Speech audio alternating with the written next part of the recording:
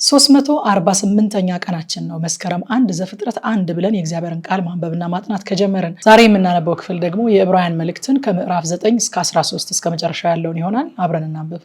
በጌታ በኢየሱስ ስም አነባለሁ። ዕብራውያን 9 ፊተኛይቱም ደግሞ የአገልግሎት ስርዓትና የዚህ ዓለም የሆነው መቅደስ ነበራት። የመጀመሪያይቱ ድንኳን ተዘጋጅታ ነበርና በእርሷም ቅድስት በምትባለው ውስጥ መቅረዙና ጠረጴዛው የመስዋዕቱም ህብስት ነበረባት።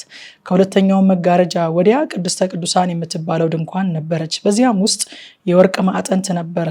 ሁለንተናዋም በወርቅ የተለበጠች የኪዳን ታቦት፣ በእርሷም ውስጥ መና ያለባት የወርቅ መሶብና የበቀለች የአሮን በትር የኪዳኑም ጽላት ነበሩ።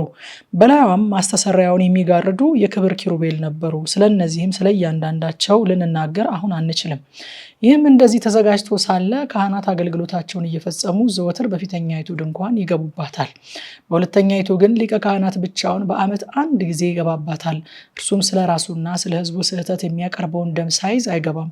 ፊተኛይቱ ድንኳን በዚህ ገና ቆማ ሳለች ወደ ቅድስት የሚወስደው መንገድ ገና እንዳልተገለጠ መንፈስ ቅዱስ ያሳያል። ይህም ለአሁኑ ጊዜ ምሳሌ ነው። እንደዚህም መባና መስዋዕት ይቀርባሉ።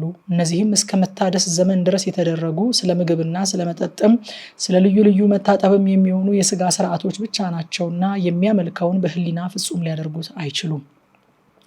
ነገር ግን ክርስቶስ ይመጣ ዘንድ ላለው መልካም ነገር ሊቀ ካህናት ሆኖ በምትበልጠውና በምትሻለው በእጆችም ባልተሰራች ማለት ለዚህ ፍጥረት ባልሆነች ድንኳን የዘላለምን ቤዛነት አግኝቶ አንድ ጊዜ ፈጽሞ ወደ ቅድስት በገዛ ደሙ ገባ እንጂ በፍየሎችና በጥጆች ደም አይደለም። የኮርማዎችና የፍየሎች ደም በረከሱት ላይ የተረጨ የጊደር አመድ ስጋን ለማንጻት የሚቀድሱ ከሆኑ ነውር የሌለው ሆኖ በዘላለም መንፈስ ራሱን ለእግዚአብሔር ያቀረበ የክርስቶስ ደም እንዴት ይልቅ ሕያውን እግዚአብሔርን ልታመልኩ ከሞተ ስራ ሕሊናችሁን ያነጻ ይሆን? ስለዚህ የፊተኛው ኪዳን ሲጸና ሕግን የተላለፉትን የሚቤዥ ሞት ስለሆነ የተጠሩት የዘላለምን ርስት ተስፋ ቃል እንዲቀበሉ እርሱ የአዲስ ኪዳን መካከለኛ ነው። ኑዛዜ ያለ እንደሆነ የተናዛዡን ሞት ማርዳት የግድ ነውና ሰው ሲሞት ኑዛዜው ይጸናልና፣ ተናዛዡ በሕይወት ሲኖር ግን ከቶ አይጠቅምም። ስለዚህ ፊተኛው ኪዳን እንኳ ያለ ደም አልተመረቀም። ሙሴ ትእዛዛትን ሁሉ እንደ ሕጉ ለሕዝቡ ሁሉ ከተናገረ በኋላ የጥጆችንና የፍየሎችን ደም ከውሃና ከቀይ የበግ ጠጉር ከሂሶጵም ጋር ይዞ እግዚአብሔር ያዘዘላችሁ የኪዳን ደም ይህ ነው ብሎ በመጽሐፉና በሕዝቡ ሁሉ ላይ ረጨው። እንዲሁም በድንኳኒቱና በማገልገያው ዕቃ ሁሉ ደምን ረጨ። እንደ ሕጉም ከጥቂቶች በቀር ነገር ሁሉ በደም ይነጻል። ደምም ሳይፈስ ስርየት የለም። እንግዲህ በሰማያት ያሉትን የሚመስለው ነገር በዚህ ሊነጻ እንጂ በሰማያት ያሉት ራሳቸው ከእርሱ ይልቅ በሚበልጥ መስዋዕት ሊነጹ የግድ ነበረ።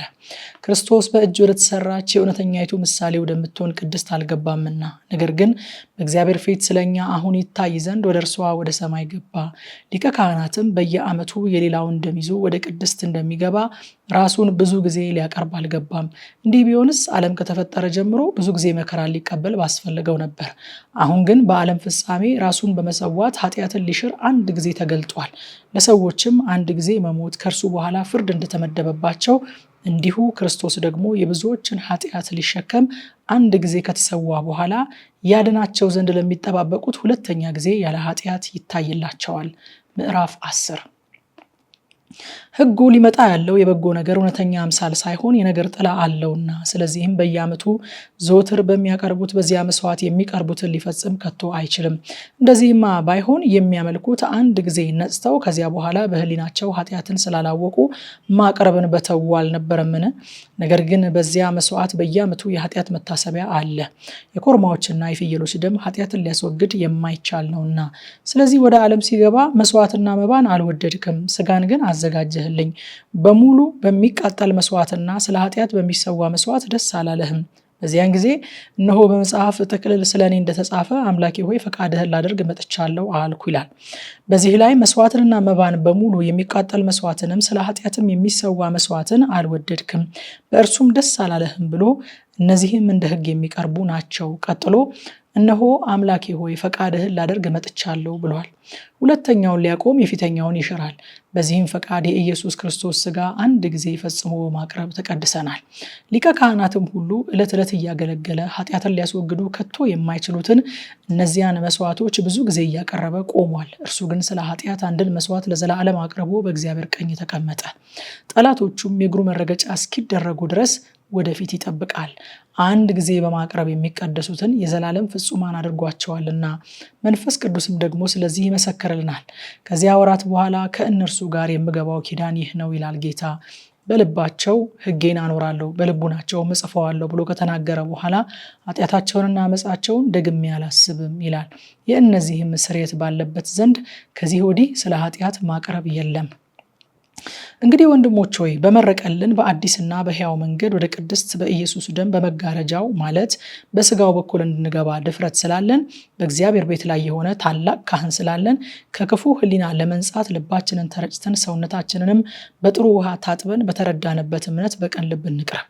የተስፋን ቃል የሰጠው የታመነ ነውና እንዳይነቃነቅ የተስፋችንን ምስክርነት እንጠብቅ።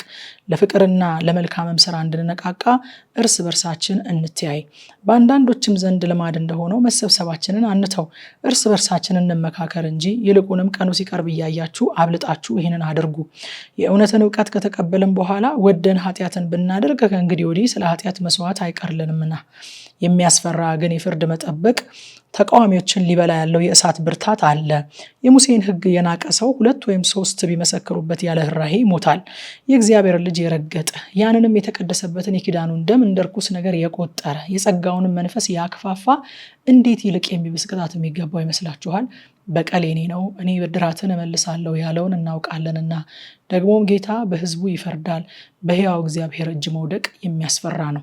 ነገር ግን ግማሽ በነቀፋና በጭንቅ እንደ መጫወቻ ስለሆናችሁ፣ ግማሽም እንዲህ ካሉት ጋር ስለተካፈላችሁ ብርሃን ከበራላችሁ በኋላ መከራ በሆነበት በትልቅ ተጋድሎ የጸናችሁበትን የቀደመውን ዘመን አስቡ።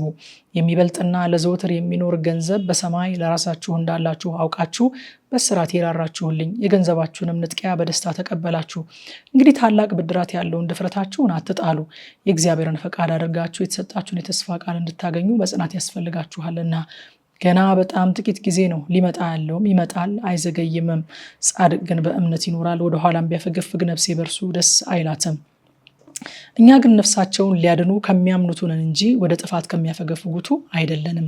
ምዕራፍ 11 እምነትም ተስፋ ስለምናደርገው ነገር የሚያስረግጥ የማናየውንም ነገር የሚያስረዳ ነው። ለሽማግሌዎች የተመሰከረላቸው በዚህ ነውና ዓለሞች በእግዚአብሔር ቃል እንደተዘጋጁ፣ ስለዚህ የሚታየው ነገር ከሚታዩት እንዳልሆነ በእምነት እናስተውላለን። አቤል ከቃይል ይልቅ የሚበልጥን መስዋዕት ለእግዚአብሔር በእምነት አቀረበ። በዚህም እግዚአብሔር ስለ ስጦታው ሲመሰክር እርሱ ጻድቅ እንደሆነ ተመሰከረለት። ሞቶም ሳለ በመስዋዕቱ እስካሁን ይናገራል። ሄኖክ ሞትን እንዳያይ በእምነት ተወሰደ፣ እግዚአብሔርም ስለወሰደው አልተገኘም። ሳይወሰድ እግዚአብሔርን ደስ እንዳሰኘ ተመስክሮለታልና፣ ያለ እምነትም ደስ ማሰኘት አይቻልም። ወደ እግዚአብሔር የሚደርስ እግዚአብሔር እንዳለ ለሚፈልጉትም ዋጋ እንዲሰጥ ያምን ዘንድ ያስፈልገዋልና። ኖህ ገና ስለማይታየው ነገር ተረድቶ እግዚአብሔርን እየፈራ ቤተሰቦቹን ለማዳን መርከብን በእምነት አዘጋጀ። በዚህም ዓለምን ኮነነ፣ በእምነትም የሚገኘውን ጽድቅ ወራሽ ሆነ። አብርሃም የተባለው ርስት አድርጎ ሊቀበለው ወዳለው ስፍራ ለመውጣት በእምነት ታዘዘ።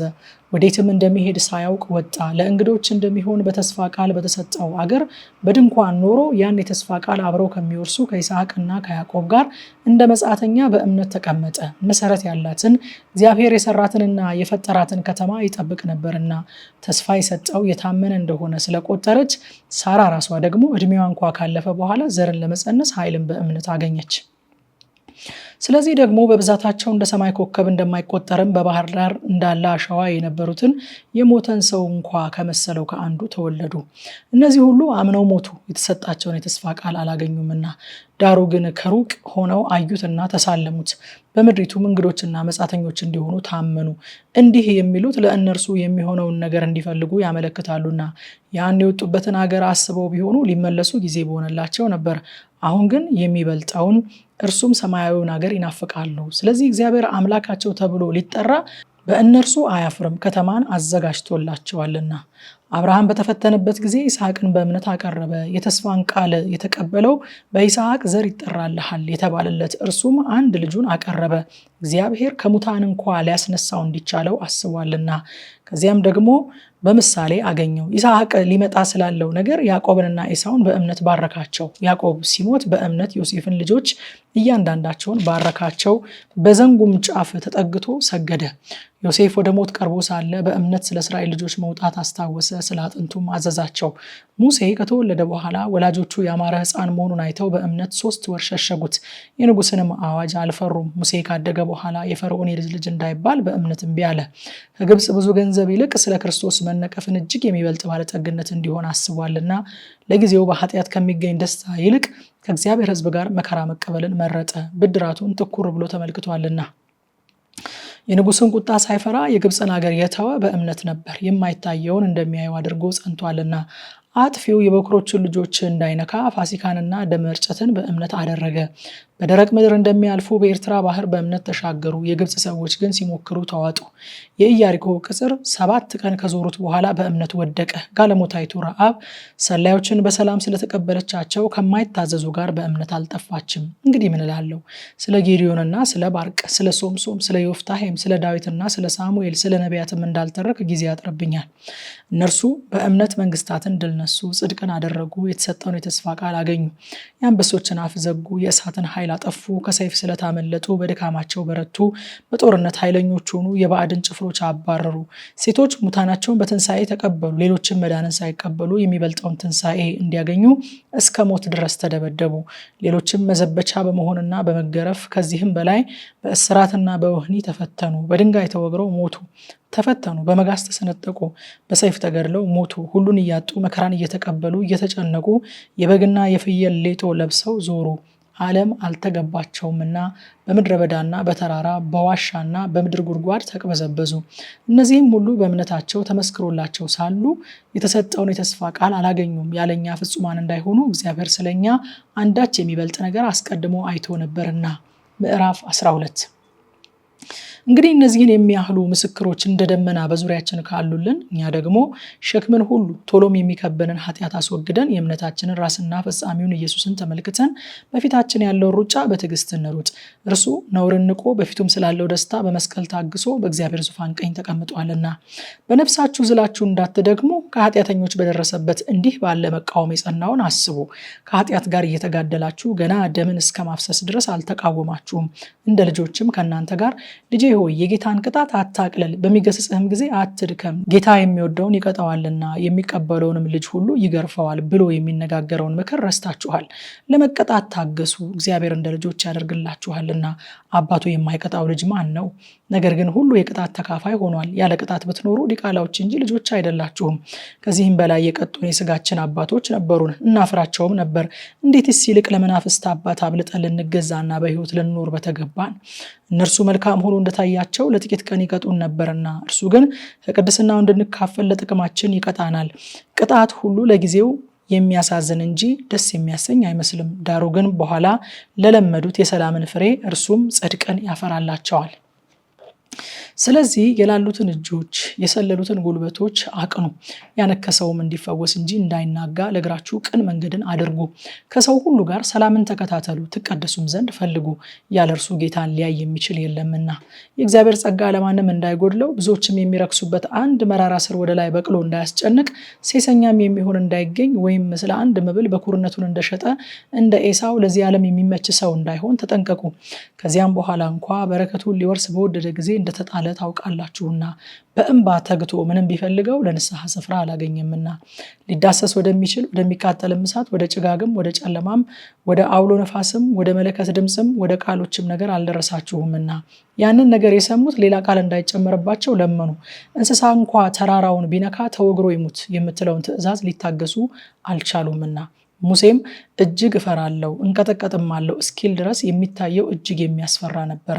ነገር ግን ወደ ጽዮን ተራራና ወደ ሕያው እግዚአብሔር ከተማ ደርሳችኋል፣ ወደ ሰማያዊቱ ኢየሩሳሌም፣ በደስታ ወደ ተሰበሰቡት ወደ አላፋት መላእክት፣ በሰማያትም ወደ ተጻፉ ወደ በኩራት ማህበር፣ የሁሉም ዳኛ ወደሚሆን ወደ እግዚአብሔር፣ ፍጹማንም ወደ ሆኑት ወደ ጻድቃን መንፈሶች፣ የአዲስ ኪዳን መካከለኛ ወደሚሆን ወደ ኢየሱስ፣ ከአቤልም ደም ይልቅ የሚሻለውን ወደሚናገር ወደ መርጨት ደም ደርሳችኋል። ለሚናገረውም እምቢ እንዳትሉ ተጠንቀቁ።